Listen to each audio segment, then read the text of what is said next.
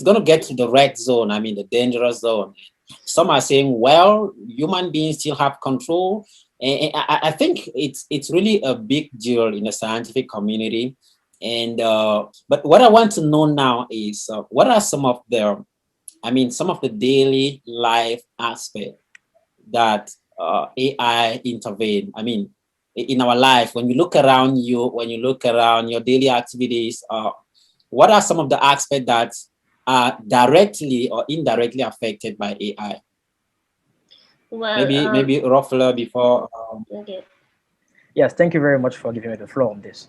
I think before we try even to try and compare whether AI will be as smart as human in the future or in the nearest future, I think it's also important to kind of try and realize or try and spill out some of the fantastic achievements that AI has managed to accomplish up to now.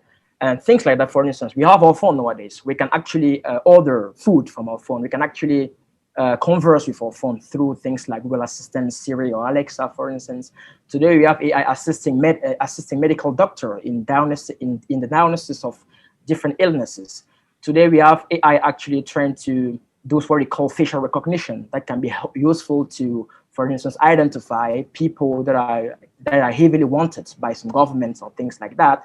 I think some of those things are really fantastic because this shows how much progress AI has managed to do in our lives. We have our phones, okay? Every day we go on YouTube, we go on Facebook, we go on WhatsApp, we go on Instagram, for instance. We like pages, we dislike pages, we go through certain websites, and every single action or every single of our gesture on the internet is actually recorded somewhere. And somehow we have been built a kind of a social or digital profile somewhere. And those are information we are giving away.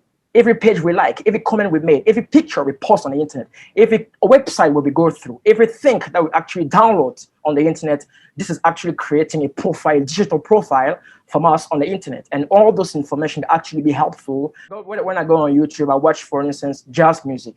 And the moment I finish watching a special jazz program, and immediately YouTube is recommending me another jazz music. This is actually to tell you that there's a lot of there is a lot of domain where AI intervenes in our life. And another one, for instance, every day when we use our phone, for instance, we use our phone to buy data, we use our phone to call our friends, we use our phones to perform some mobile money transactions, and all those different thing that we do can actually be recorded and later on be used by the banks, for instance, to kind of design a certain loan that we might deserve. That's one of a quick application that AI, one of a quick domain where AI can actually intervene. So, but there are actually countless other domains that I'll maybe let my